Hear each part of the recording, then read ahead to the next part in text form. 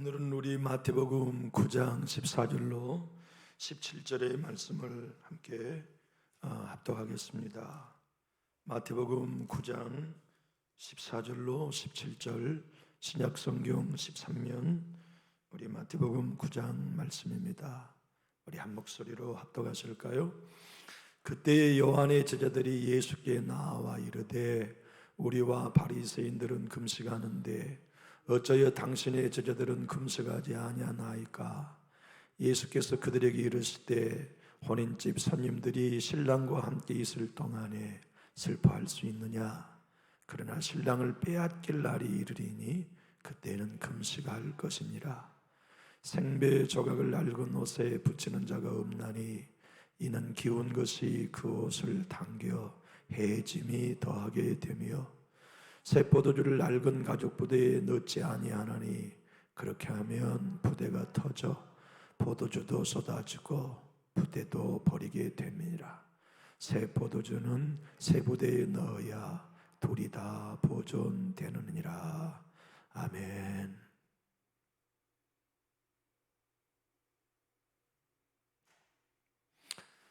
우리는 평생 신앙하면서 성경을 가까이 하며 살지요.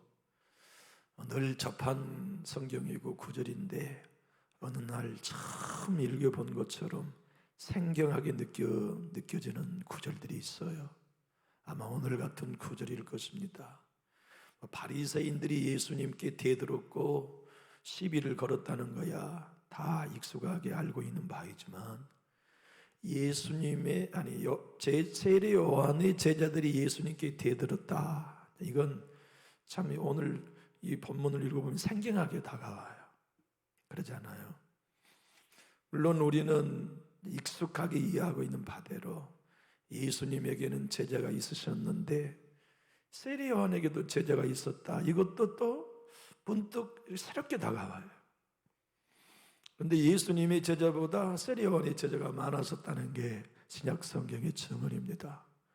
물론 요한복음의 저자 요한도 세례 요한의 제자였고, 빌립도 세례 요한의 제자였고, 안드레도 세례 요한의 제자였어요.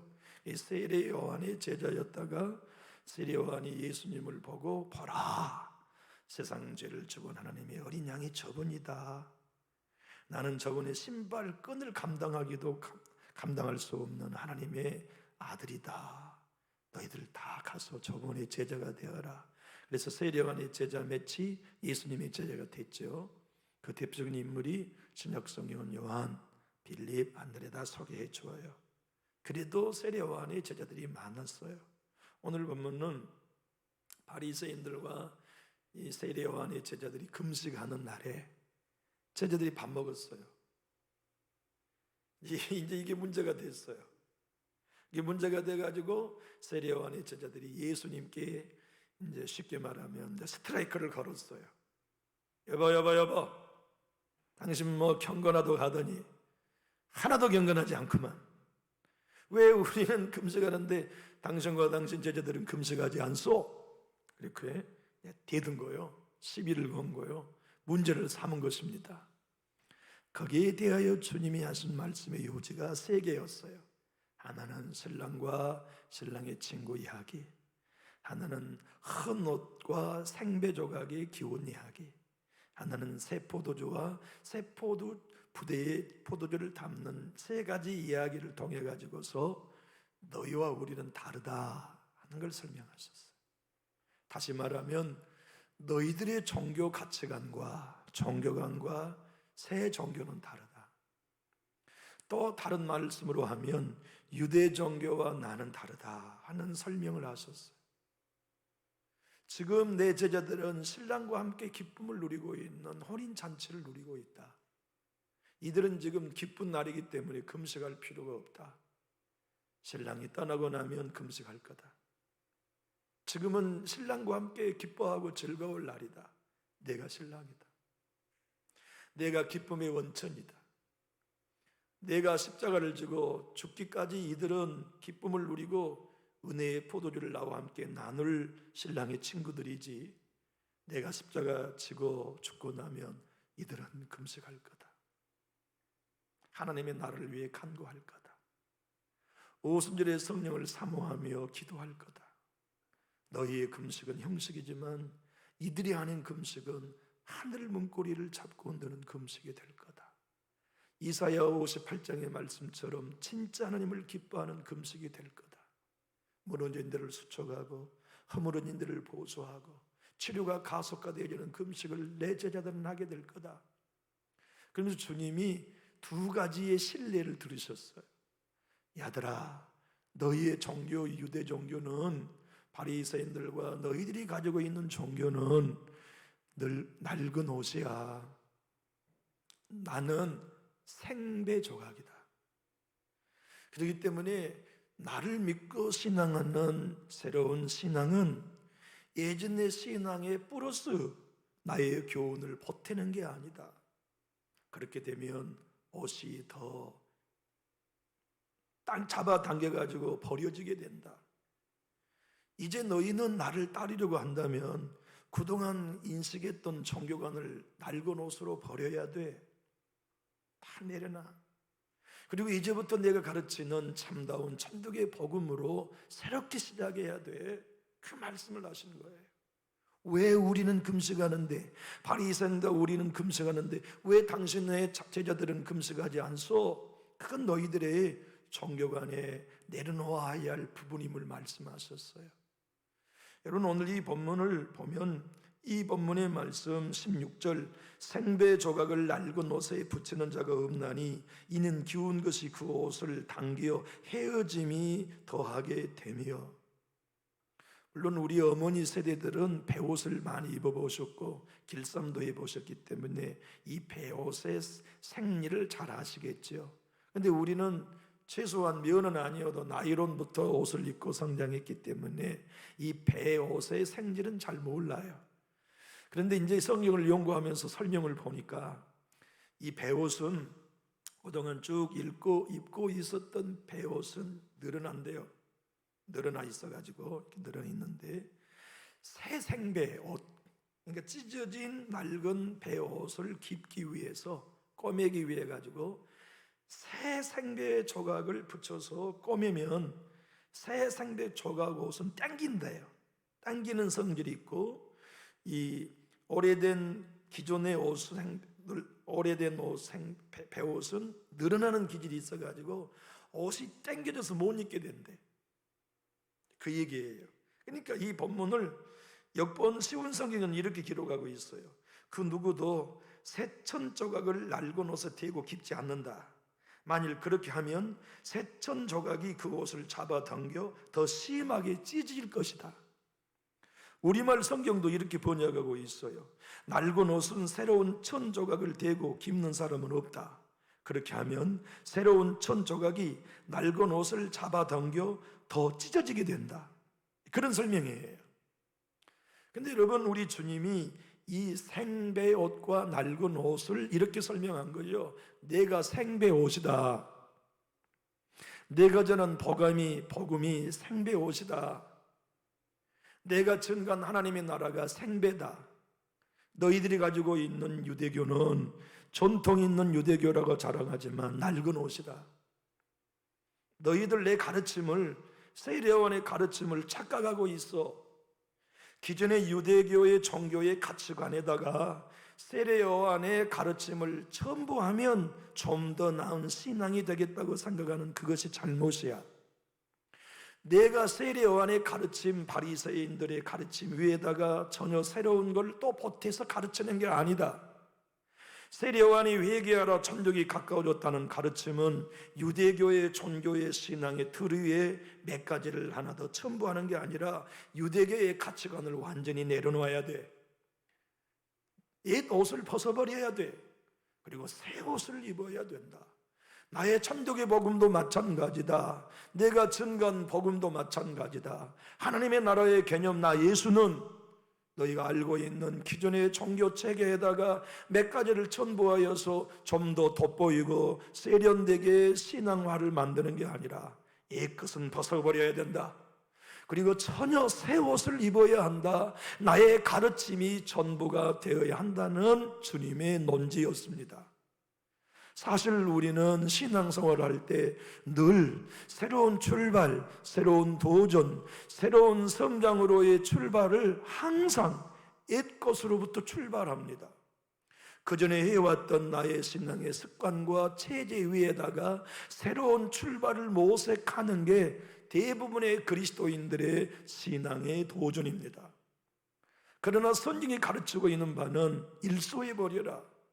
그동안 이해하고 가졌던 신앙의 체계를 일단 다 내려놓고 복음으로부터 처음부터 새롭게 시작하는 것이 경건한 신앙, 성경적인 신앙으로 가는 매우 중요한 원리다 설명해요. 그렇기 때문에 새롭게 신앙생활을 성경적으로 배워야겠다고 마음먹는 사람의 부류 중에 초신자가 바르게 성경을 배우면 훨씬 건강하게 신앙을 시작합니다. 왜냐하면 기존에 가지고 있는 선입견이 없기 때문에 나는 예전에 이렇게 신앙했는데요, 예전에는 우리 목사님이 이렇게 가르치셨는데요, 예전에 우리 교회는 이랬었는데요 하는 기존의 신앙적 전통 위에 새로운 복음을 가미하는 게 아니고, 그게 없으니까 초신자들은 예신앙의 경험이 하나도 바탕이 없기 때문에 복음의 원색적인 복음으로 처음부터 신앙을 배우면 훨씬 기존의 신자들보다 건강한 신앙을 배우게 돼요. 선생을 잘 만나야 되는 거죠. 신앙은 성경 교사를 잘 만나야 돼요. 정말 잘 만나야 돼요. 이것은 큰 구찌로 보면, 큰 크기로 보면 예수님이 새 옷이요, 예수님이 새 포도주시며, 유대교가 낡은 옷이요, 유대교가 이제 낡은 포도주 부대라고 한다면, 각 작은 크기로 설명한다면 우리의 옛사람이 낡은 옷이요, 우리의 옛사람이 낡은 부대요, 새 사람이 생배 조각이요, 새 포도주입니다. 그래서 새 사람은 옛날의 기존의 신앙의 틀 속에 배운 바의 복음을 대입하면 포도주 부대가 터져요. 신앙이 갈등이 더 많아져요. 교회가 복음을 배우고 복음으로 무장하는 신앙을 출발하는데 예전에 가지고 있는 가치관, 예전에 가지고 있는 교회관, 예전에 가지고 있는 예배관, 예전에 가지고 있는 교제관을 하나도 버리지 아니하고 그대로 간직한 채 새 복음을 받아들이면 교회의 부대가 갈등으로 터져요. 시끄러울 일이 끊임없이 일어나요. 복음이 복음으로 받아들이지 아니하고 교회의 문제의 요인으로 지목되는 수가 많아요. 제가 어저께 전주 성결교회 목사님을 찾아가서 인사를 드렸어요. 개인적으로 부탁할 일이 있어가지고 찾아가서 이제 인사드리고 다과도 대접받고 이렇게 오는데, 제가 그 목사님 전주 성결교회 예배 유튜브를 제가 자주 들어가거든요. 저는 아부할 줄 모르는 사람입니다. 아부하는 걸 싫어하는 사람입니다. 그 줄 서는 걸 저는 제 본능적으로 싫어합니다. 그렇기 때문에 저는 아부 바른 인사는 안 했습니다. 목사님, 유튜브에 목사님의 설교를 들을 때마다 정말 행복하고 감사하고 고맙습니다. 목사님의 강단에 외치는 설교가 다 원색적인 복음이어서 정말 자랑스럽습니다. 목사님 감사합니다. 우리 지방에, 우리 지역에 참 복음을 증거한 목사님이 계셔서 정말 고맙습니다. 근데 이분이 이렇게 대답하셨어요. 나도 목사님 설교 다 듣고 있어. 목사님도 복음을 설교하시더만 하면서 이렇게 얘기하세요. 급한 마음 갖지 말아요, 황 목사님. 나도 7년쯤 되니까 우리 교우들이 이제 복음을 알아들어요. 복음을 증거하면 교회는 시끄러운 일이 많이 생깁니다. 언제나 복음은 그렇게 반응이 돼요. 그러니까 넓은 마음을 가지고 오랫동안 기다리시오. 그리고 변함없이 복음을 전하시오. 그렇게 저에게 권면해 주시는 거예요. 목사님 감사합니다. 정말 감사합니다. 목사님 오늘 만나 뵙고 나니까 제가 큰 힘이 납니다. 그렇게 인사하고 왔어요. 무슨 제 개인적인 도움을 구하러 간 게 아니고 다른 분 좀 도와주십사 그런 부탁을 드리러 갔었는데 흔쾌히 허락해 주셔서 얼마나 고마웠는지 모릅니다. 마틴 노이 존스 목사님은 오늘 본문을 이렇게 설명합니다.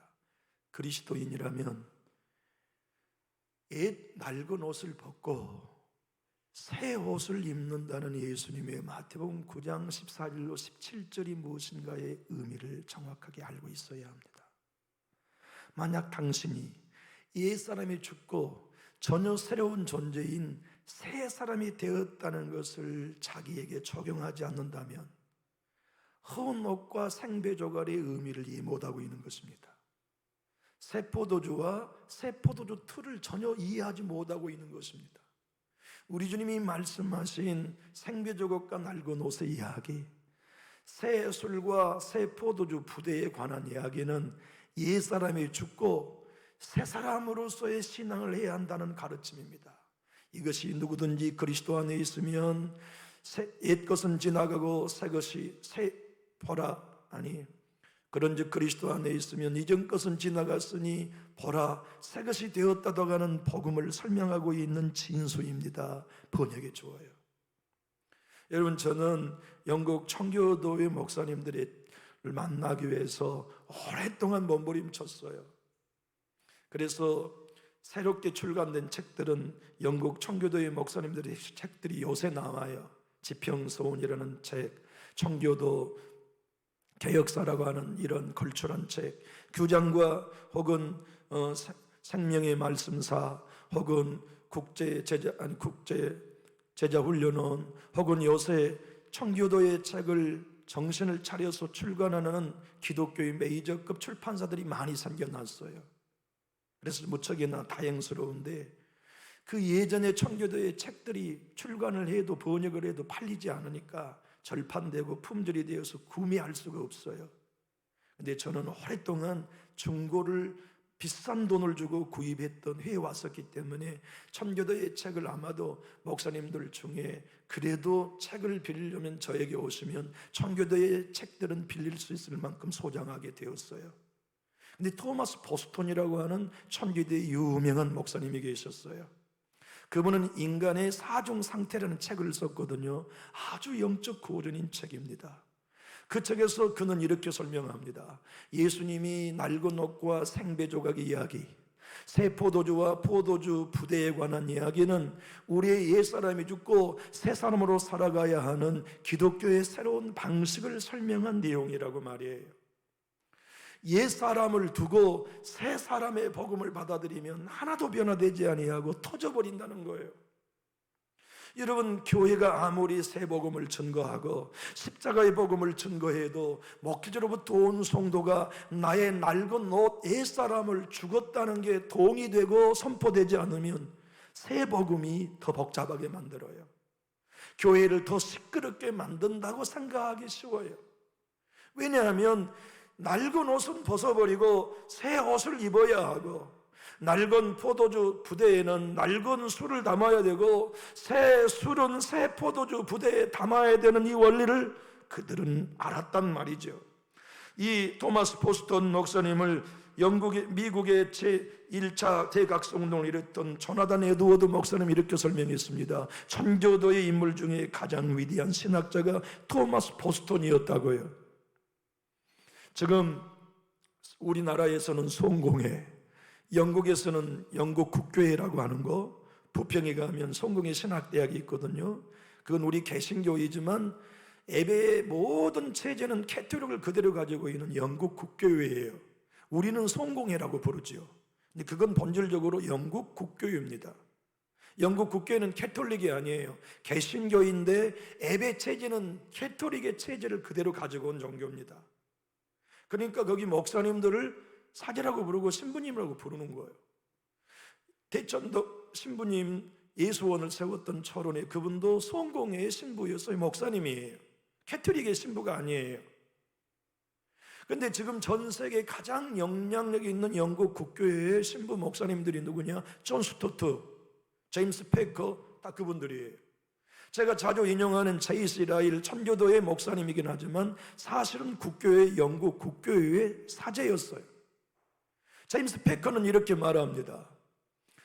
평생을 두고 복음을 가르치기만 한 진짜 성경 교사는 토마스 보스턴이었다. 그가 교회를 처음 부임할 때는 50여 명이 지나지 않았지만 23년 동안 목회를 마칠 즈음에는 800명이 될 만큼 영국에 큰 부흥을 일으켰던 목사님이었어요.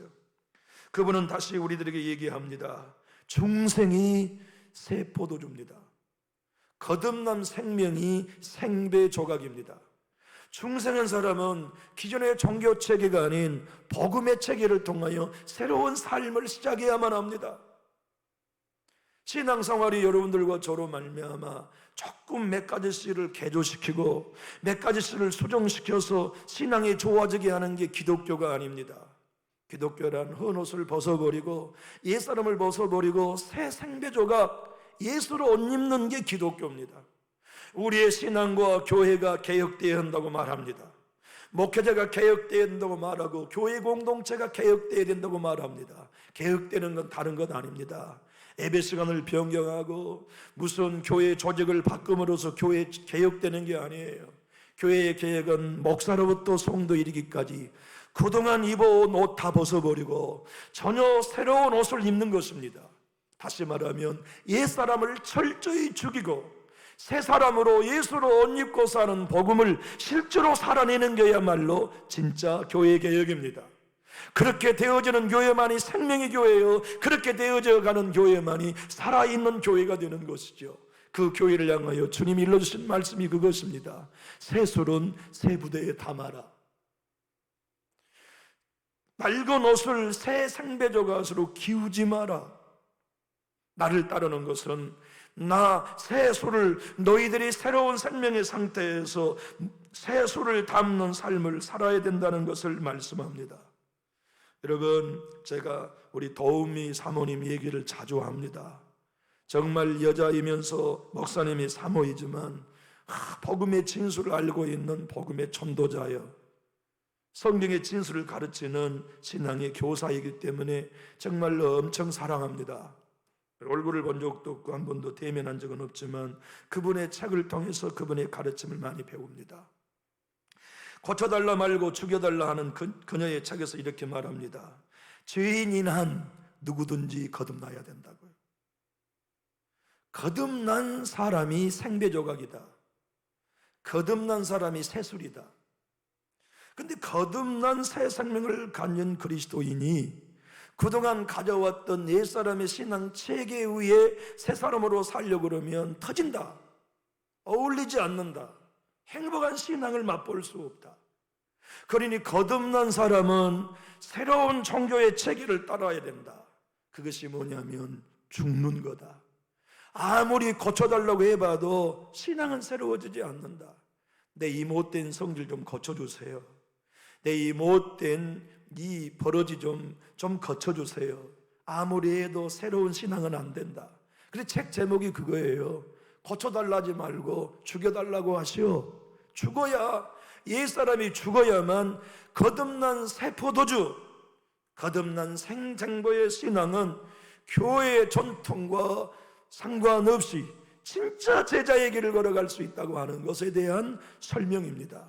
그러면서 그녀는 이렇게 동일한 책에 설명합니다. 진짜 천국까지 가는 사람은 3번 거듭나야 된다고요. 첫 번째 거듭남은 이 땅에 태어나는 것이고, 두 번째 거듭나면 성령을 통하여 예수를 믿어 새 사람으로 거듭나야 되는 것이지만, 세 번째 거듭남은 내 주님이 재림하실 때 우리 육체가 옛 낡은 옷을 벗어버리고 병들지도 죽지도 않는 새로운 몸으로 거듭나는 세 번째 거듭남을 받아야 천국에 갈 수 있다고 설명합니다. 맞습니다. 그녀의 좀 더 도가 지나치는 성경의 도 넘은 해석이 아니라 조직신학적으로 교리적으로 정확한 교훈입니다. 사랑하는 교우 여러분, 주님은 오늘 세례 요한의 제자들에게 꾸지람하십니다. 놀랍지 않습니까? 세례 요한을 따르는 제자쯤 되면 바리새인들과 달라야 되잖아요. 여러분 그러지 않습니까?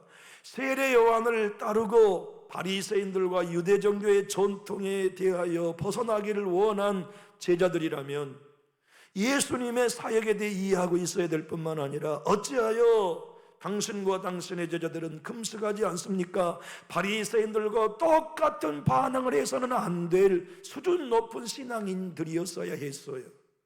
그런데 전혀 변화되지 않았습니다. 세례요한을 통하여 하늘의 신비를 경험하고 영적인 놀라운 사실들과 회개는 했지만 가치 체계가 옛 포도주 틀에서 안 벗어난 겁니다. 유대 종교의 틀을 안 벗은 거예요. 바리새인의 생각의 틀을 벗지 않고 거기다가 세례요한의 새 포도주만 담은 겁니다. 새 생배 조각만 붙인 겁니다.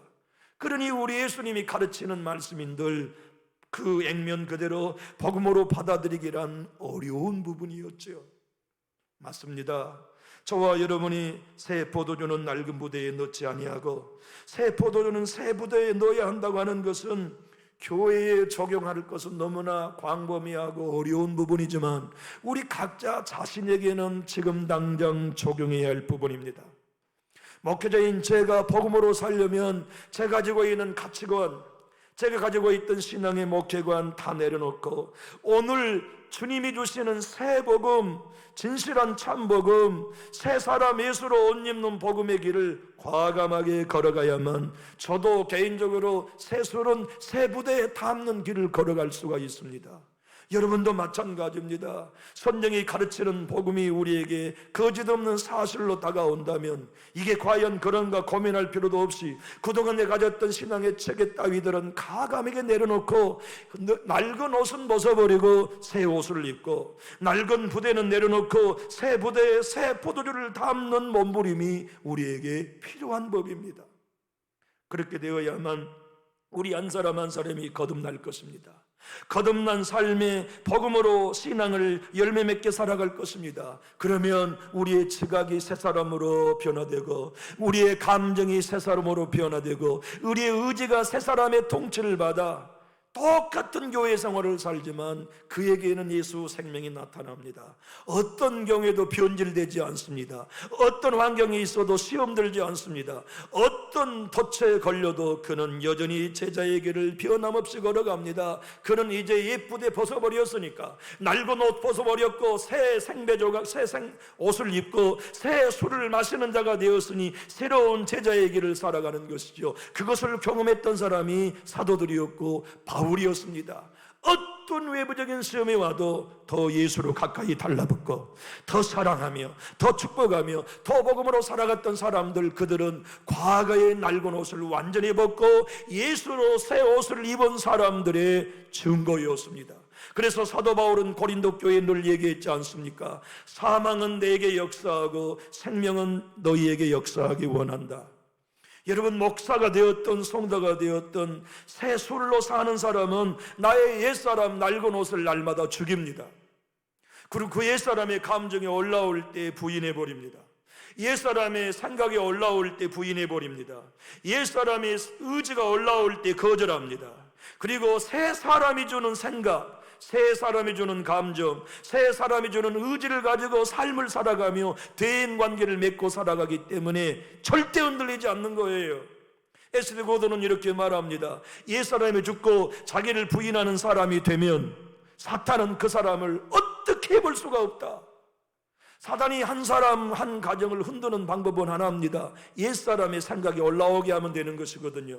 옛사람의 감정에 충실하게 반응하게 하면 사탄의 밥 되는 겁니다. 옛사람의 의지 가지고 신앙생활을 하지만 몸은 교회에 와 있지만 그 의지가 옛사람, 다시 말하면 낡은 부대, 낡은 옷 가지고 살아가면 새 사람이 될 수가 없는 거예요. 알프레도 에도 하임스라고 하는 하나님의 사람은 그의 책 메시아 뜰이라고 하는 책에서 이렇게 말합니다. 그리스도께 속한 그리스도인은 개혁으로 안 됩니다. 죽어야 됩니다. 달리 생각하면 새 옷 조각을 낡은 옷의 껌에 붙여서는 안 됩니다. 메시아 왕궁의 새 포도주는 이 형식 속에 가둬두면 빛을 발할 수 없습니다. 그렇게 하면 새 포도주가 낡은 가죽 부대를 터뜨려 버릴 것입니다. 그리고 사실 우리의 영적인 것에 부합되는 형식이란 낡은 부대를 버리는 것입니다. 그리고 새 형식에 적합하게 어울리도록 새 술을 담는 것이 신앙생활에 매우 중요합니다. 낡은 옷은 새 옷 조각으로 수선하는 것이 아니라 벗어버려야 되는 것입니다. 새 포도주는 그것에 합당한 새 부대에 담아야만 합니다. 그것이 바로 최종적으로 예수님이 세례 요한의 제자들과 바리새인들을 겨냥하여 외친 가르침이었습니다 라고 설명하고 있습니다.